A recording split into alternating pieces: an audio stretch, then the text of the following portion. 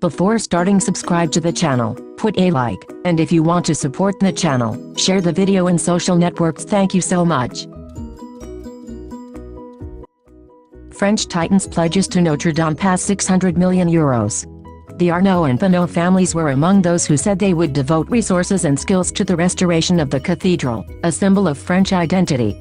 In the aftermath of the fire at Notre-Dame, one of the great symbols of France, the luxury industry, another symbol of the country, thanks to names such as Dior, Louis Vuitton and Saint Laurent, has pledged hundreds of millions of euros to the cathedral's restoration. The donations were followed on Tuesday by other pledges that soon surpassed 600 million euros, or about $675 million, and included beauty, energy, and finance companies. On Monday, as Notre-Dame burned and flames lit the sky, the Pinault family, owners of Kering, the second largest luxury group in France, was the first to publicly offer a significant contribution, pledging to donate 100 million euros to the rebuilding effort. The Notre-Dame tragedy strikes all French people, as well as all those with spiritual values, said François-Henri Pinault, chairman of Artémis, the family holding company that controls Kering.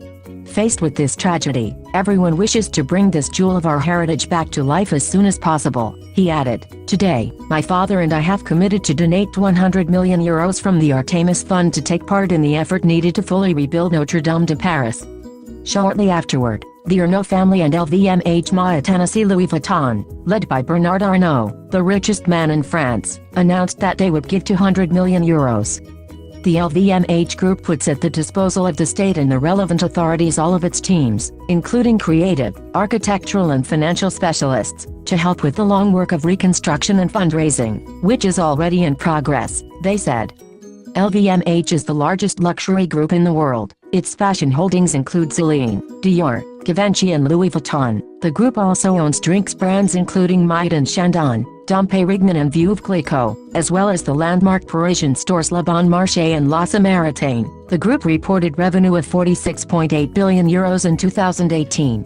Mr. Arnault was an early supporter of Emmanuel Macron's presidential bid, and Brigitte Macron, the French First Lady, wears Louis Vuitton for most of her high-profile public events. Mr. Arnault also masterminded the Fondation Louis Vuitton, the contemporary art museum in the Bois de Boulogne designed by Frank Gehry that has helped reshape the landscape of Paris and that will ultimately become a gift to the city.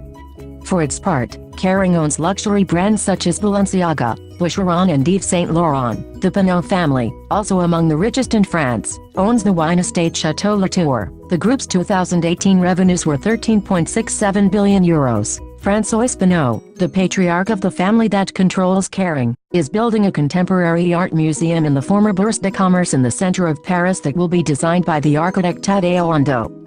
François-Henri Pinault, Mr. Pinault's son, is married to the actress Salma Hayek. Kering has its headquarters in Paris, and Ms. Hayek posted a message of condolence and support on Instagram after the fire. As many others, I'm in deep shock and sadness to witness the beauty of Notre-Dame turned into smoke, she wrote. I love you, Paris. We want to hear from you. Please share your reflections about Notre-Dame with us. We may publish a selection of the responses. Required fields are marked with an asterisk. Tell us about your memories or hopes of visiting the Notre-Dame Cathedral. What has it meant to you?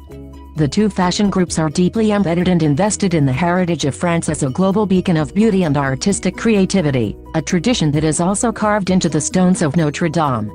In recent years, the luxury industry across Europe has become actively involved in restoring historic monuments. The Italian leather goods group Tod's is underwriting the restoration of the Colosseum in Rome for 25 million euros. Fendi, which is owned by LVMH, paid 2 million euros toward the restoration of the Trevi fountain in the Italian capital. The company held a fashion show there when it was completed. Bulgari, a jewelry brand also under the LVMH umbrella, spent 1.5 million euros on the Spanish Steps in the city, and Salvatore Ferragamo, an Italian luxury goods company, has supported the Uffizi Gallery in Florence. The motives are both altruistic, supplying funds that local governments do not have in the interests of saving a joint inheritance, and self-interested. The companies clearly understand that the more closely they associate with masterpieces of history, the more they bask in their glow. In addition, when it comes to Notre-Dame, donors will benefit from a hefty tax write-off. Individuals in France can get a 66% discount on charitable gifts, while companies can deduct 60% of their corporate sponsorship expenses, which would most likely include assistance to the cathedral, from their corporation tax, though the amount is capped at 0.5% of turnover.